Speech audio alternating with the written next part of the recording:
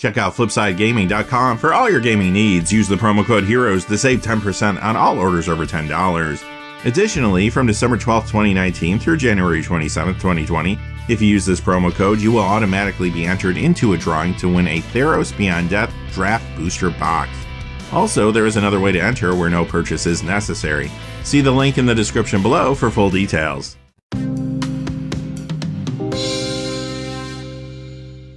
Hey there, this is John from Heroes and Legends, and welcome to this special edition of the Magic the Gathering Market Watch. This is our December Picks of the Month video, and today we're going to look at 20 standard cards that may get a little bit better when Theros Beyond Death is released. And that's because of the mechanics that we know Theros is going to be bringing to the standard environment mostly. Just a quick note about this series before we get into it though. The Picks of the Month videos obviously come out once a month, and they do go out to gold patrons first. So by the time you see this on YouTube, it might be about 24, 48 hours later.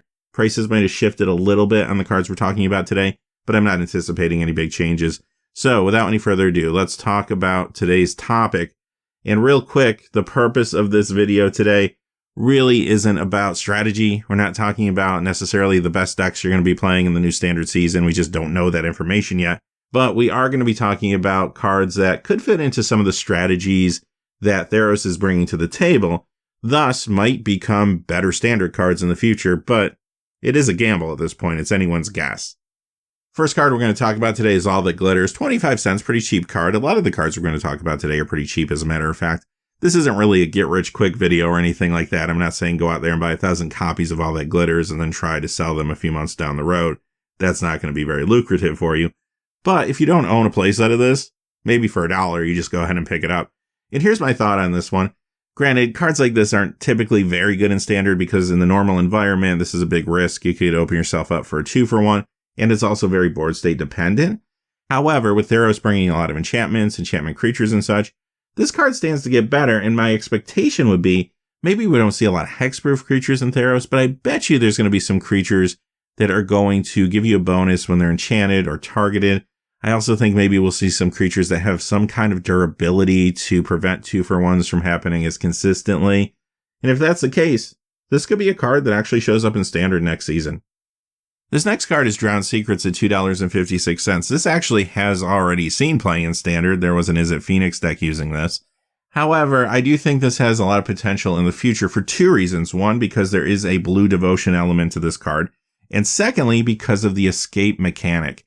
So this is a way to populate your graveyard, and maybe there will be a mono blue escape deck, or even just an escape deck that's a couple different colors that might want to run this, that will allow you to populate your graveyard and get value from those escape cards, be able to bring them out quicker, and in some cases, it's going to feel like card draw if you can hit an escape card, then you have access to an additional card now that's in your graveyard that you just wouldn't have had normally.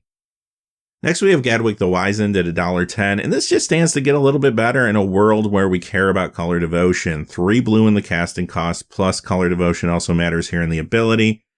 This is already seeing standard play, but I think it's going to see more in the future.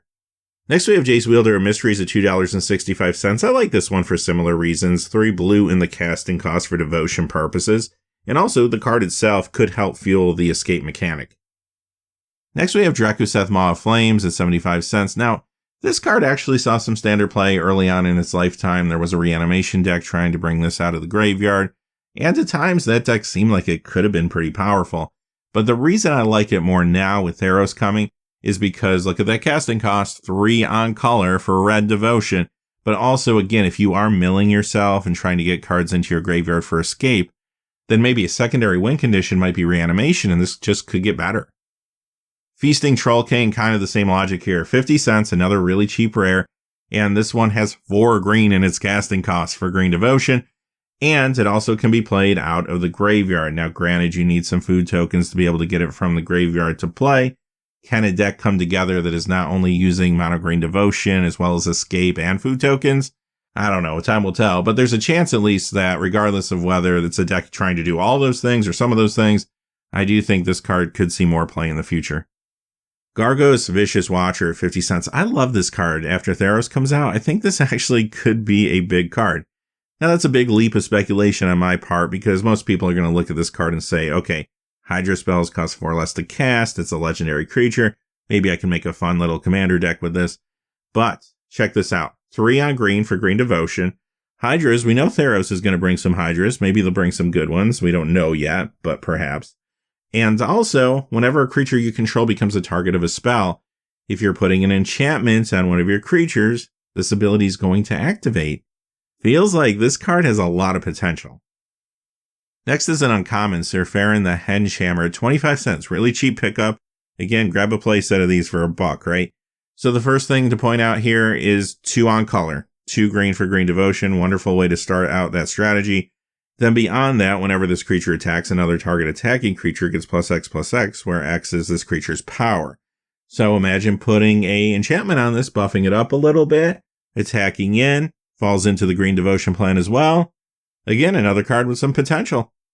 This one's a little more expensive. Vivian Arcbow Ranger, $16.60, already been very successful in Standard. It has slowed down recently as the meta has shifted away from green a little bit because of the bannings. But look at what this card is going for it, other than the high power level to begin with. 3 green in the casting cost, again perfect for green devotion. Distributing 2 +1/+1 counters among up to 2 target creatures, they gain trample until end of turn.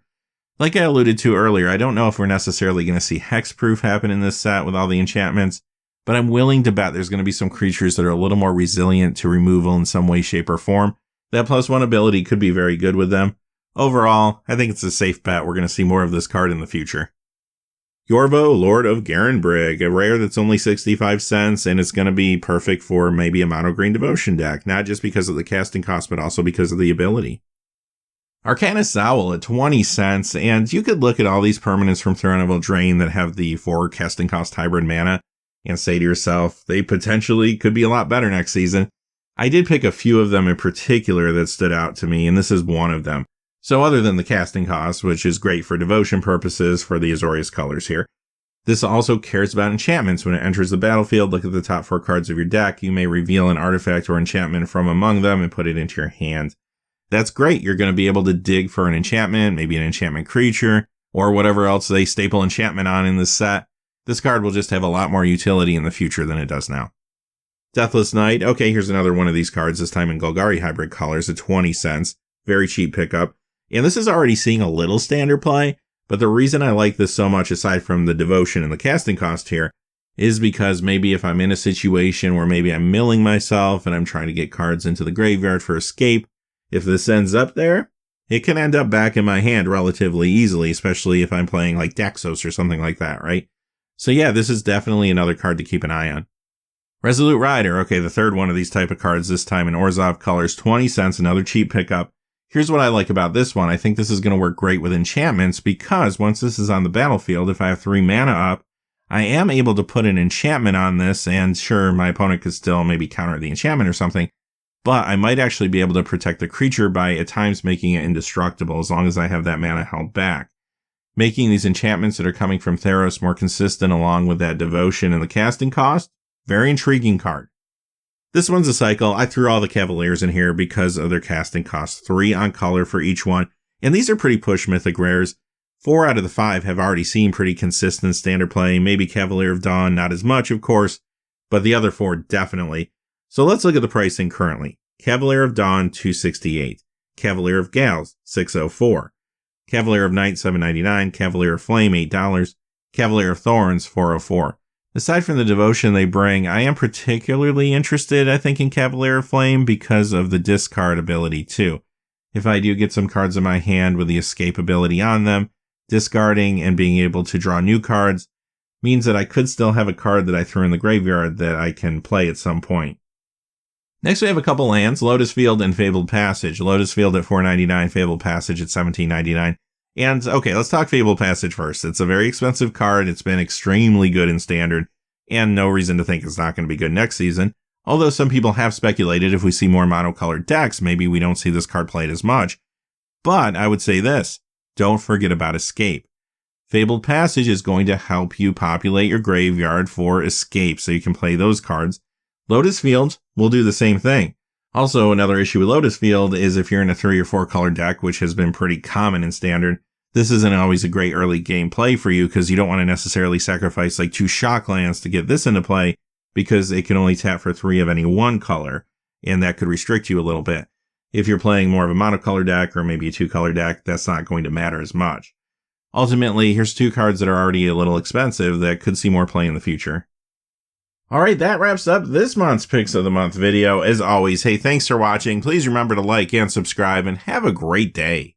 Hey, thanks for watching. This video is made possible through the generous support of viewers like you on Patreon. Check out the description below for links to our Patreon page as well as our Amazon affiliate store, where a small percentage of all sales will also help support the channel.